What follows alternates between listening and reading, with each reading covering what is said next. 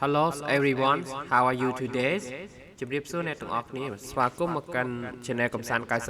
99នៅថ្ងៃនេះខ្ញុំចង់បង្រៀនមិត្តអ្នកសិក្សាអំពីសន្ទនាបាទខ្ញុំនឹងថតមេរៀនបន្តទៀតដែលមានចំនួន5មេរៀនសន្ទនានេះអូខេអញ្ចឹងសូមមិត្តអ្នកសិក្សាជួយខ្ញុំទាំងអស់គ្នានៅមេរៀនសន្ទនានេះបាទសន្ទនាទី1នេះគឺយើងសិក្សាអំពីបាទការសួរសុខទុក្ខគ្នាឬក៏ការស្វាគមន៍គ្នា conversation សន្ទនា conversation នេះយើងប្រែថាការសន្ទនាអូខេ Sam ឈ្មោះគាត់ Sam ណា Hi Deborah ជំរាបសួរ Deborah This is Smith my neighbor នេះគឺជា Smith អ្នកជិតខាងរបស់ខ្ញុំ Deborah Hello I'm Deborah ជំរាបសួរខ្ញុំគឺ Deborah Smith Hi I'm Smith ជំរាបសួរខ្ញុំគឺ Smith Nice to see you រីករាយដែលជួបអ្នក Deborah Nice to see you too Smith រីករាយដែលជួបអ្នកដូចគ្នា Smith How are you តើអ្នកសុខសប្បាយជាទេ Smith I'm fine ខ្ញុំសុខសប្បាយជាទេ How are you តើអ្នកសុខសប្បាយជាទេ Deborah Sam here សុខសប្បាយជាទេ Can I get you something to drink តើអ្នកត្រូវការអ្វីពិសាទេ Smith I love you ខ្ញុំត្រូវការ Thank you អរគុណអញ្ចឹងកន្លែងនេះគឺយើងប្រែបែបហ្នឹងណាអញ្ចឹងសូមម្ដងទៀតខ្ញុំអានឲ្យម្ដងទៀត Conversation Sam Hi Deborah This is Smith my neighbors Deborah Hello I'm Deborah Smith Hi I'm Smith Nice to see you Deborah Nice to see you too Smith How are you Smith I'm fine How are you Deborah Sam here Can I get you something to drink Smith I love you Thank you ចឹងពាក្យដែលពិបាកនៅក្នុងការសន្ទនានេះគឺបងប្អូនមើលកន្លែងពាក្យនេះ neighbor ប្រែថាអ្នកជិតខាង neighbor ណា neighbor អ្នកជិតខាងអ្នករស់នៅភូមិផងរបងជាមួយគ្នាហ្នឹងគឺយើងប្រើអ្នកជិតខាងណា neighbors អូខេអញ្ចឹងកន្លែងពាក្យ something អ្វីមួយណា something អ្វីមួយអញ្ចឹងកន្លែងនេះយើង get នេះគឺយកតែយើងប្រែអត់តាមអក្សរពាក្យវាទេ Can I get you something to drink នេះខ្ញុំប្រែថាតើអ្នកត្រូវការអ្វីពិសាទេហ្នឹងគេថា I love you ខ្ញុំត្រូវការ Thank you អរគុណអញ្ចឹង Sam here នេះគឺសុខសប្បាយជាទេនៅហ្នឹងខ្ញុំនៅទីនេះសុខសប្បាយជាទេតែខ្ញុំប្រែថាសុខសប្បាយជាទេ Sam here អូខេអញ្ចឹងខ្ញុំសូមអានឲ្យម្ដងទៀត Conversation Sam Hi Deborah This is Smith my neighbor Deborah Hello I'm Deborah Smith Hi I'm Smith Nice to see you Deborah Nice to see you too Smith How are you Smith I'm fine How are you Deborah Sam here Can I get you something to drink Smith I love you Thank you អូខេអញ្ចឹងខ្ញុំទៅបន្តនៅមេរៀនទី2 Conversation ការសន្ទនា Henry John Linda Henry Hi Linda សួស្តី Linda I'd like you to meet my brother John ខ្ញុំចង់ឲ្យអ្នកជួបបងប្រុសរបស់ខ្ញុំ John this is Linda John នេះគឺជា Linda The most beautiful girls in this building នារីដ៏ស្រស់ស្អាតជាងគេបំផុតនៅក្នុងអគារនេះ John Hello Linda សួស្តី Linda I'm John ខ្ញុំគឺ John Nice to meet you រីករាយដែលជួបអ្នក Linda Hi John សួស្តី John am Linda ខ្ញុំគឺ Linda nice to meet you too រីករាយដែលជួបអ្នកដូចគ្នាអូខេអញ្ចឹងខ្ញុំសូមអានឲ្យម្ដងទៀត conversation Henry hi Linda I like you to meet my brother John this is Linda the most beautiful girls in this building John hello Linda I'm John nice to meet you Linda hi John I'm Linda nice to meet you too អូខេឥឡូវយើងសិក្សាទៅនឹងការប្រែពាក្យ Henry គឺឈ្មោះបាទឈ្មោះ Henry Hi Linda សួស្តី Linda ឬក៏ជម្រាបសួរ Linda I like នេះគឺយើងប្រែថាចង់មកពាក្យយើងអានកាត់ថា I like មកពាក្យថា I would like ណាខ្ញុំចង់បាទខ្ញុំចង់ would like នេះ I would like ខ្ញុំចង់ណាហើយ meet នេះជួប brother បងប្អូនប្រុសអញ្ចឹង I would like you to meet my brother John ណាខ្ញុំចង់ឲ្យអ្នកជួបបងប្រុសរបស់ខ្ញុំ John ណាជួបជាមួយបងប្រុសរបស់ខ្ញុំ John this is Linda John នេះគឺជា Linda បាទណែនាំឈ្មោះ the most beautiful girl អញ្ចឹង most នេះគឺខ្លាំងណាស់ហើយ beautiful នេះស្រស់ស្អាតអញ្ចឹង the most beautiful girl មានន័យថានារីស្រស់ស្អាតជាងគេបំផុតបាទ in this building នេះគឺអគារនេះណា in this building នេះមានន័យថានៅក្នុងអគារនេះអញ្ចឹង building នេះគឺអគារសំណង់អគារណា John hello Linda ជំរាបសួរ Linda ឬក៏សួស្តី Linda I'm John ខ្ញុំឈ្មោះ John nice to meet you nice នេះល្អហើយ meet នេះជួបអញ្ចឹងយើងប្រែថារីករាយវិញរីករាយដែលជួបអ្នក nice to meet you Linda បាទឈ្មោះគាត់ឈ្មោះ Linda ណា Hi John សួស្តី John I'm Linda ខ្ញុំគឺ Linda nice to meet you too មានន័យថារីករាយដែលជួបអ្នកដូចគ្នាអូខេអញ្ចឹងពាក្យ nice ហ្នឹងគឺល្អបណ្ដាញប្រែរីករាយហើយ meet នេះជួបអញ្ចឹងខ្ញុំសូមអានឲ្យម្ដងទៀតបាទ conversation Harris Hi Linda I like you to meet my brother John this is Linda the most beautiful girl in this building John hello Linda I'm John nice to meet you Linda hi John I'm Linda nice to meet you too បាទអញ្ចឹងសន្ទនាមួយនេះគឺបានបញ្ចប់ហើយយើងចូលទៅទី3អូខេទី3យើងសិក្សាអំពីការស្វាគមន៍គ្នាដូចគ្នា conversation ការសន្ទនាឈ្មោះគាត់ Joe នេះគឺ Frank បាទ Joe គាត់ថា Hello my name is Joe បាទជំរាបសួរខ្ញុំឈ្មោះ Joe nice to meet you រីករាយដែលជួបអ្នក Frank គាត់ឆ្លើយថា Hi I'm Frank ជំរាបសួរខ្ញុំគឺ Frank nice to meet you too រីករាយដែលជួបអ្នកដូចគ្នាអូខេធូរហ្នឹងគឺដូចគ្នាឬក៏ផងដែរអញ្ចឹងណា nice to meet you too រីករាយដែលជួបអ្នកផងដែរអូខេចូលកន្លែងនេះគឺគាត់ថា Where are you from Frank បាទ Where are you from Frank តើអ្នកមកពីណា Frank ឬក៏តើអ្នកមកពីប្រទេសណា Frank គាត់ឆ្លើយថា I'm from Kalimantan បាទ Kalimantan នេះគឺឈ្មោះនៅប្រទេសគេណា Kalimantan ហ្នឹង I'm from Kalimantan ខ្ញុំមកពី Kalimantan and you ចុះអ្នកវិញនោះអូខេចុះអ្នកវិញនោះ and you ចូលគាត់ថា I'm from Morotes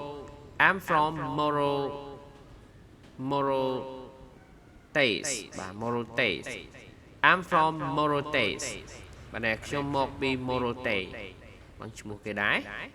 It's in Maluku បាទន័យថា Maluku បាទឈ្មោះរៀងពិបាកអានទេណា I'm from Morotes ខ្ញុំមកពី Morotes It's in Maluku វានៅក្នុង Maluku Frank ក៏ថា I see ខ្ញុំយល់ហើយបាទ ខ្ញុំស្គាល់ហើយអញ្ចឹងឈ្មោះនេះជួនកាលទៅខ្ញុំអានរៀងប្រកបដែរព្រោះឈ្មោះឡាតាំងណាអូខេអញ្ចឹងខ្ញុំសូមអានម្ដងទៀត conversation Joe hello my name is Joe nice to meet you Prank hi I'm Prank nice to meet you too Joe where are you from Prank I'm from Kalimantan and you Joe I'm from Morotai it's in Maluku ឬក៏តេអញ្ចឹងទៅក្នុងនេះបាទឬក៏ I'm from Morotai it's in Maluku បាទឬក៏តេអាហ្នឹងគឺយើងអានជាអក្សរឡាតាំងណាឈ្មោះវាបាទ Prank I see ខ្ញុំយល់ហើយឬក៏ខ្ញុំស្គាល់ហើយអូខេអញ្ចឹងសន្ទនាមួយនេះគឺបងប្អូនអាចដូរឈ្មោះទៅបាទឈ្មោះនេះគឺឈ្មោះប្រទេសគេយើងរៀងបាទអានតិចទៅទៀតបាទ conversation ការសន្ទនាបាទ Ali ហើយនឹង Bob គេដាក់ថា Ali គាត់ឆ្លើយថា you look so sad ណា look ហ្នឹងគឺមានលក្ខណៈដូចជាហើយ so នេះខ្លាំងណាស់ហើយ sad ក្រៀមក្រំណា you look so sad អ្នកដូចជាក្រៀមក្រំណាស់ you look so sad ណាអ្នកដូចជាក្រៀមក្រំណាស់ what happened តើអ្វីកើតឡើងណា happen នេះកើតឡើង what happened ឬក៏អាចថាតើមានរឿងអ្វីក៏បានតើមានអ្វីកើតឡើងអញ្ចឹងក៏បានណា Bob ក៏ឆ្លើយថា I lose my money lose នេះគឺបាត់ណា I lose my money this morning I lose my money this morning មានន័យថាខ្ញុំបានបាត់ប្រាក់របស់ខ្ញុំនៅព្រឹកនេះ money នេះគឺលុយឬក៏ប្រាក់អូខេ lose បានបាត់អញ្ចឹង I នេះយើងអានកាត់មកពី I have ណា I lost my money this morning ខ្ញុំបានបាត់លុយរបស់ខ្ញុំនៅព្រឹកនេះឬខ្ញុំបានបាត់ប្រាក់របស់ខ្ញុំនៅព្រឹកនេះ Ali ក៏ឆ្លើយថា Oh គាត់និយាយថា Oh boy Oh boy នេះមក Oh boy គឺOh ក្មេងប្រុសអីចឹងទៅណាកន្លែងហ្នឹងយើងលាន់មាត់ហើយណា Bob គាត់ថា Yes bad man ណា Yes bad man ហើយ and actually ហើយជាការពិតណា Yes and actually បានថាហើយឬអានេះបាទហើយបើតាមពិតទៅណា and actually ហើយបើតាមពិតទៅ I need it to pay my bill មានន័យថាបាទមែនហើយបាទ and actually បានន័យថាហើយយ៉ាងពិតប្រាកដនោះខ្ញុំត្រូវការវាដើម្បីបង់ថ្លៃ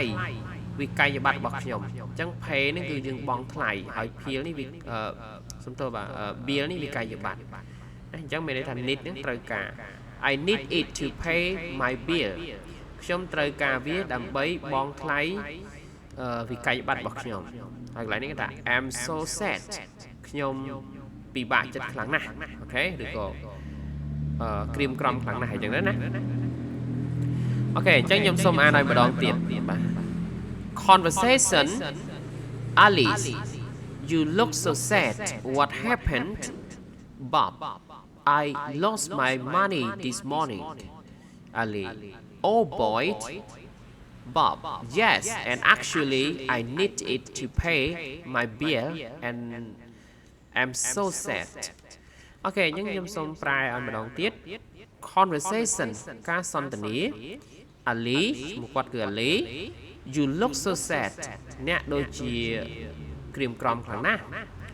what happened តើអ្វីកើតឡើង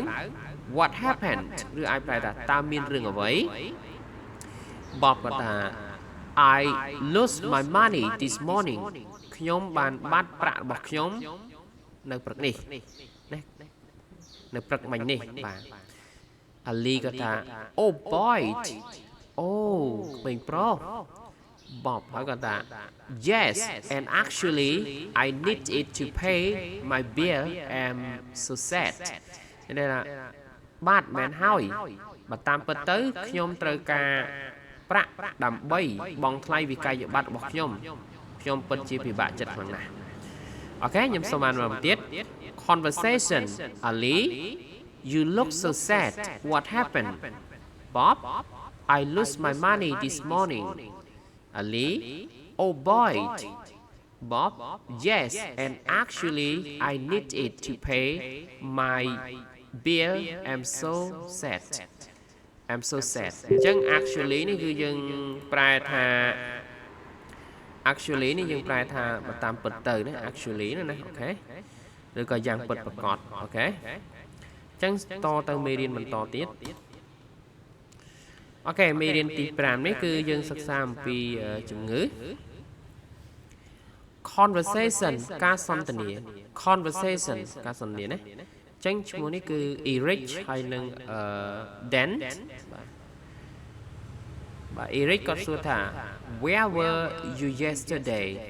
Where were you yesterday អញ្ចឹងថាតើអ្នកបានទៅណាកាលពីម្សិលមិញបាទតើអ្នកបាននៅឯណាកាលពីម្សិលមិញអញ្ចឹងណា Where were you yesterday តើអ្នកបាននៅឯណាកាលពីម្សិលមិញ Dan គាត់ថា I was sick and stayed home គាត់ថាខ្ញុំឈឺហើយបាននៅផ្ទះបាទខ្ញុំឈឺហើយបានស្នាក់នៅផ្ទះ stay home ណា Eric គាត់ថា what's wrong តើមានរឿងអ្វី what's wrong អូខេតើមានរឿងអ្វី Dan គាត់ឆ្លើយថា I got a headache មានន័យថាខ្ញុំឈឺក្បាលអូខេអញ្ចឹង headache នេះគឺប្រែថាឈឺក្បាលអញ្ចឹង I got a headache ខ្ញុំឈឺក្បាលតមក Eric គាត់ថា